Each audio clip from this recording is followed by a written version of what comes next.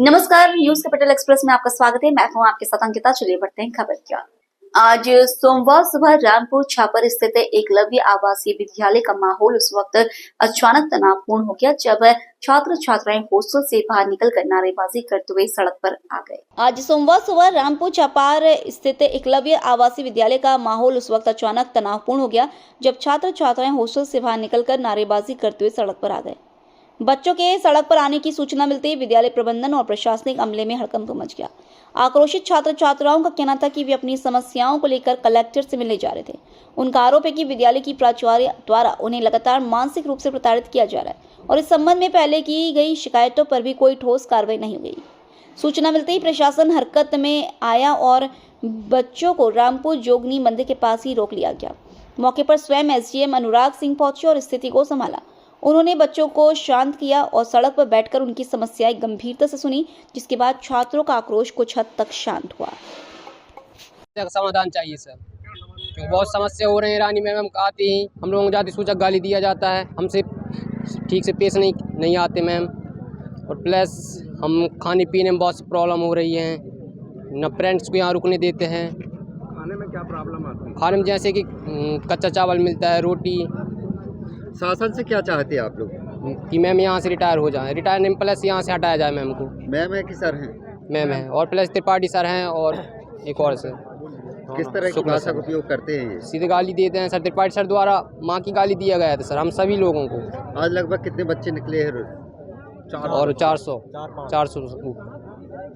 आप अपना नाम बताइए। युगराज से मार को 12th।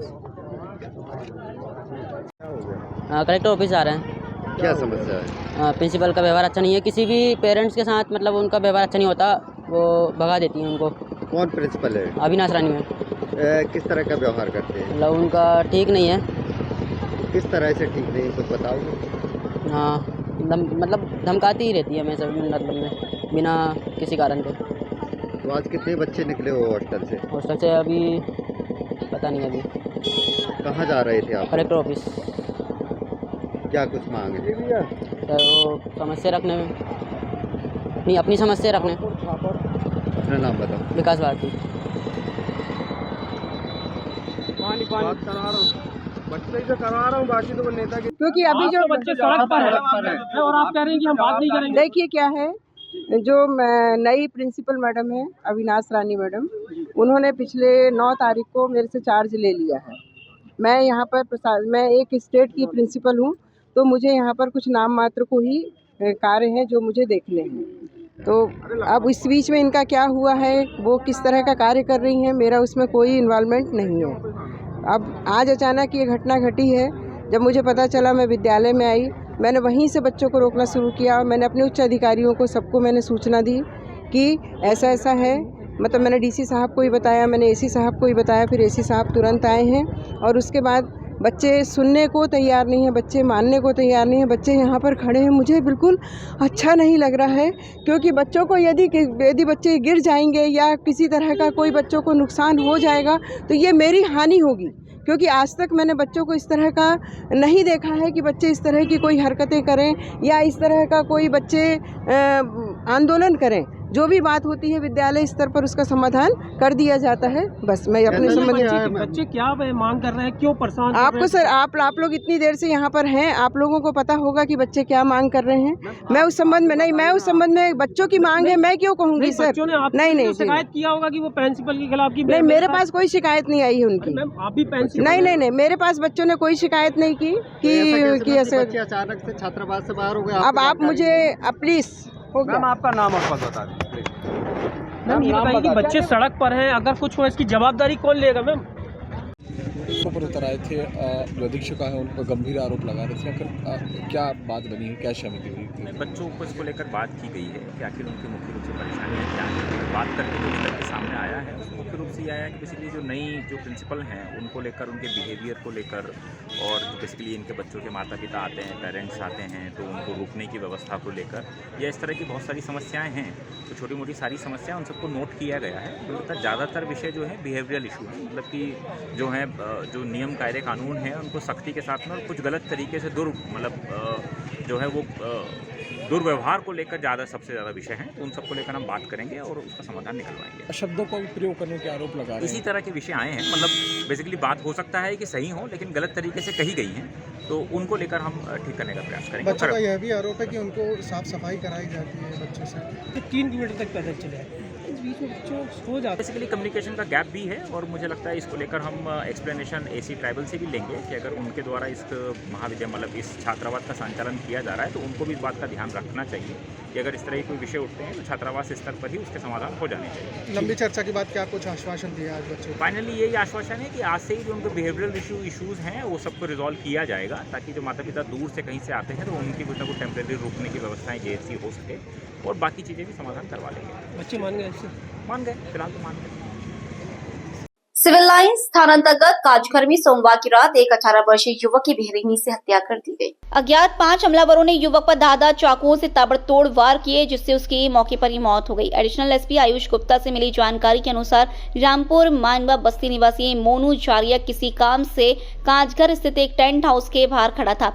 इसी दौरान कुछ युवक वहां पहुंचे और मोनू को घेर लिया। इससे पहले कि कुछ वह समझ पाता, बदमाशों ने अपने पास रखे धारदार हथियार से उस पर लगातार वार शुरू कर दिया। गंभीर रूप से घायल मोनू मौके पर ही लहूलुहान होकर गिर पड़ा और उसकी मौत हो गई। हत्या को अंजाम देने के बाद आरोपी मौके से फरार हो गए। सूचना मिलते ही सिविल लाइंस पुलिस मौके पर पहुंची और घटनास्थल का निरीक्षण किया। शव को पोस्टमार्टम के लिए मेडिकल अस्पताल भिजवाया गया है। वहीं पुलिस आसपास लगे सीसीटीवी कैमरों की फुटेज खंगाल रही है। प्रारंभिक जांच में मामला पुरानी रंजिश से जुड़ा प्रतीत हो रहा है। हालांकि हत्या के कारणों की पुष्टि आरोपियों की गिरफ्तारी के बाद ही हो सकेगी। ये हुई है कांचघर पे और 6 बजे लड़का आया है और 7 बजे जो घटना हो गई। जो मिली भगत है। कितने लड़के आए थे? 6 लड़के थे, 6 का 7 लड़के थे। किस चीज से बात की? अब जे वातावरण अपन को नहीं है अंदाज, हम तो दूसरी जगह बार हुई है उसको ऊपर फलसा चाकू से। अच्छा, कितनी उम्र से लड़के की? 17 बरस हुई। क्या नाम? 18 मोनू झारिया। तो क्या काम करता था? वो तो घर पे छोटी सी दुकान खोले हैं, वही वो चलाता था। कौन से थाने का मामला है ये? जे कांचई घर का है। अब गामापुर थाना। हाँ, गामापुर थाना। आपका नाम? सविता झारिया। नाम हुआ है भैया ये वहाँ पे कांचघर में जाता था भाई लोगों से मिलने। जो भैया लोग रहते हैं दरी उधरी पे, इन लोग के साथ भाई बंदी थी उसकी, तो वो जाता था बैठने। इन लोग के साथ नहीं के साथ रहता था, उठता था सुबह शाम रात में भी। तो जो वहाँ पे खड़ा हो गए सर, फिर गुलकी खा रहा था। तो लोगों ने 4-5-6 जने आए, उन्होंने इसको पकड़े अकड़े हाथ धक्का दिए, घर से चाकू से हमला कर दिए। और कोई वजह है लड़ाई झगड़े की? लड़ाई झगड़े की तो वजह है बस। वजह ये है कि जिन लोग यहीं पे रहते रहे, घूमते रहे साथ में, सब कोई रहते रहे। अब किससे क्या बुराई है ये हमें नहीं पता है। जो भाई लोग हैं और बाकी का जो उसके साथ रहते थे, घूमते थे, चाकू से घटना परसा से कांचघर की घटना है। क्या नाम है जो मृतक है? मोनू झारिया। आपका नाम? आकाश झारिया। रहने वाले कहाँ? ये थाना सिविल लाइन क्षेत्र का मामला है। इसमें एक मृतक मोनू झारिया है, उम्र करीब 18 वर्ष है। इनकी हत्या की गई है, जिनको विक्टोरिया हॉस्पिटल लाया गया था और यहाँ पे मृत पाया गया था। कहाँ के रहने वाले? ये रहने वाले रामपुर चौकी है, उसके आसपास के रहने वाले हैं। और कुछ 3-4 लोगों ने आके इनको पकड़ा और फिर चाकू से इन पर हमला किया। अभी प्रथम दृष्टया इतनी ही जानकारी मिली और जल्दी इसमें आगे की विवेचना करके कार्रवाई की जा रही है। जबलपुर के हनुमानताल थाना अंतर्गत ठक्कर ग्राम डॉक्टर राधाकृष्णन वार्ड बाबा टोला क्षेत्र में धड़ल्ले से बिक रही शराब को लेकर क्षेत्रवासियों ने जिला प्रशासन के खिलाफ हल्ला बोल आंदोलन करते हुए जंगी प्रदर्शन किया। जबलपुर के हनुमानताल थाना अंतर्गत ठक्कर ग्राम डॉक्टर राधाकृष्णन वार्ड बाबा टोला क्षेत्र में धड़ल्ले से बिक रही शराब को लेकर क्षेत्रवासियों ने जिला प्रशासन के खिलाफ हल्ला बोल आंदोलन करते हुए जंगी प्रदर्शन किया। सैकड़ों की तादाद में एकत्रित हुए महिला, पुरुष और बच्चों ने एकजुट होकर क्षेत्र में चल रही शराब दुकान को बंद कराने का नारा लगाया। क्षेत्रीय वासियों ने जानकारी देते हुए बताया कि 24 घंटे क्षेत्र में शराब का विक्रय किया जा रहा है। दिन के उजाले में जहां दुकान से शराब का विक्रय होता है, वहीं पुलिस की साठगांठ के साथ रात होने के बाद पिछले दरवाजे से भी लगातार जहरीली शराब का विक्रय किया जा रहा है। क्षेत्रवासियों की माने तो अभी तक 10 दिनों लोग जहरीले शराब से मर चुके हैं, लेकिन उसके पास बावजूद भी जिला प्रशासन इस ओर कोई ध्यान नहीं दे रहा है। क्षेत्रीय जनों ने जिला प्रशासन से अपील की कि यदि जल्दी शराब के कारोबार पर लगाम न लगाई गई तो आने वाले समय में जनता और भी उग्र आंदोलन करेगी, जिसकी जिम्मेदारी प्रशासन की होगी। सिंधी कैंप, हमारे सिंधी कैंप में शराब की दुकान है, उनको आप बंद करा दीजिए। जो भी कमाई जेके पति लोग कमा के आते हैं वो शराब में सबसे पहले देते हैं, फिर बीवी लोग आती हैं, बेचारी लोग पैसे मांगती हैं तो वो दारू पी के आते, बोलते कोई पैसे नहीं है यहाँ। ऐसे अब बच्चे बहुत, मेरे भी हस्बैंड आते हैं पी खा के, सब शराब में पैसे इनके जाते हैं, कोई घर में 1 रुपए नहीं देता। यहाँ की कलारी बिल्कुल सिंधी कैंप की उठना चाहिए। अब पूरे बच्चे नए जवान बच्चे देखो, इतने लोग अभी खत्म हो गए हैं। दीदी अवैध शराब की बोलो जो बस्तियों में बिक रही है, हाँ वो शराब पूरी बस्ती में बंद होना चाहिए। कोई शराब, हाँ क्या लगता है कौन बेच रहा है? ये सब पुलिस शासन से बिक रही है शराब, पुलिस की सह पे है। एक जन बोलना।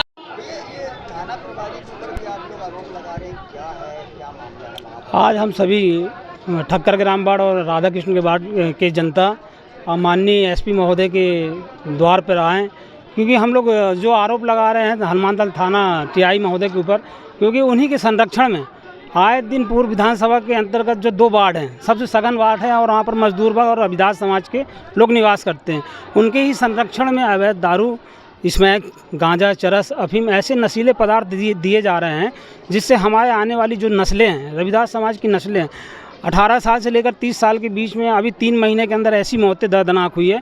आज हम लोग मोहल्ले में 2 और मौतें हो गई जो कि शराब के कारण हुई है।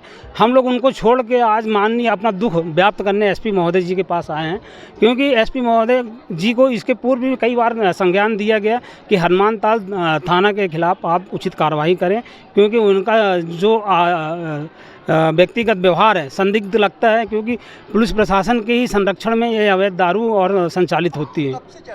ये काफ़ी समय हो गया, कम से कम 3 से 4 साल से रेगुलर चल रही। जब से हमारे वहाँ टीआई आए हैं तब से ये अवैध दारू वहाँ पर संचालित होना और तेज़ी से चालू हो गई। हर कुलिया, हर मोहल्ले अभी सरकारी रेट में 100 से 150 रुपये का पौवा है, मगर जो अवैध दारू है 50 रुपये से 60 रुपये के बीच में मिल जा रही है, उपलब्ध हो जा रही है। सीधी सी बात है, वो कहीं ना कहीं मैन्युफैक्चरिंग कर रहे हैं, कहीं ना कहीं बना रहे हैं और उसको मोहल्लों में जाके सप्लाई कर रहे हैं, जिससे हमारे युवा साथी मरते जा रहे हैं पी के।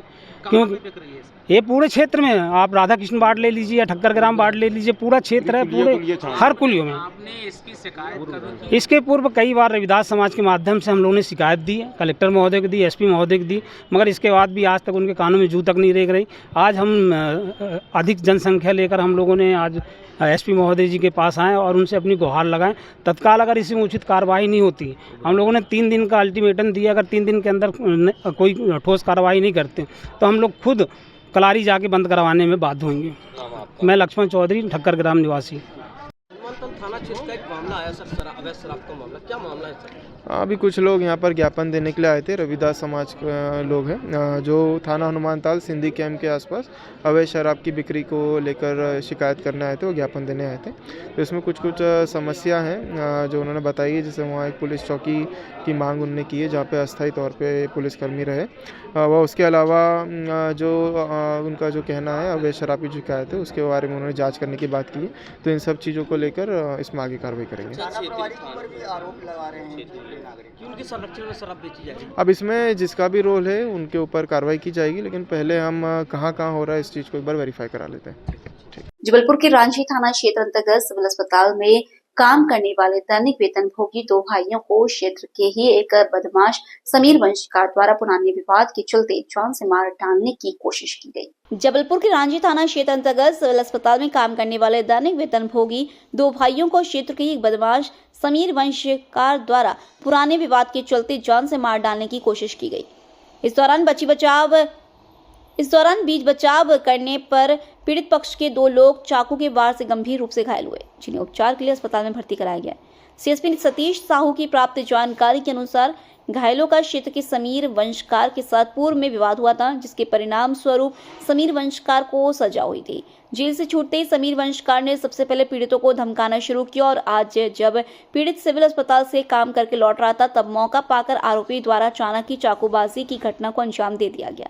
बहरहाल पुलिस द्वारा मामला पंजीकृत करते हुए मामले से जुड़े हुए तथ्यों की गहन जाँच की जा रही है। जबलपुर से वाजिद खान की रिपोर्ट। सर आज का तो कोई झगड़ा नहीं था हम लोग अपना यहाँ से काम धंधा करे, हॉस्पिटल सिविल अस्पताल रांची में हम लोग काम करते हैं। इनमें मेरा छोटा भाई और पिछले 3 साढ़े 3 4 महीना से हम लोग रह रहे हैं टपरिया डाल के। उसके बाद डेली का हम लोग का रोड में आना जाना, सब्जी भाजी लेना है, तो हम लोग सब्जी भाजी लेने जाते हैं। उसके बाद जिससे हमारा पुराना जो हमको मारे थे, झगड़ा हुआ था, वो चले गए थे जेल सर, और वो जेल से छूट के आए हैं।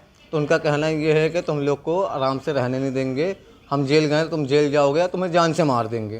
तो वो बहुत दिन से हम लोग को ढूंढ रहे थे सर, आज का मालूम कैसे हम उनको मिल गए। हम सब्जी, मैं और मम्मी ले रहे थे सब्जी हम लोग रोड के किनारे, तो समीर बंसकार उस प्लाट रोड पे खड़ा था, 2 लड़के एकदम से आए। पापा एक से बात कर रहा था, उनको हम नहीं जानते वो कौन है कौन नहीं है, पापा उनसे बात कर रहे थे, और एकदम से हमारे ऊपर हमला हुआ। तो हमारे पापा और हमारे छोटे भाई वो बीच बचाव में फंस गए, उन लोग दोनों घायल हो गए, हम बच गए। हम भागे घर तरफी, पापा भाग गए सीधा थाने, और छोटे भाई को हमको पता नहीं था वो कहाँ है कहाँ नहीं है। उनको पुलिस प्रशासन रांझी थाना के अपने वो लेके आई हैं अस्पताल तक। नाम बता दो। नाम समीर बंसकार। अपना मेरा नाम है विक्की उर्फ विवेक बंसकार। समीर कौन? 2 व्यक्ति घायल हैं। जैसी सूचना मिली पुलिस को, तत्काल पुलिस की टीम ने आरोपी को पकड़ लिया है, और आरोपी को मैं आला जरर के पकड़ रखा है अभी, और बाकी घटनास्थल पहुंच के अनुसंधान जारी है। उसमें जो भी रहेगा आगे अनुसंधान के बाद बताया जाएगा।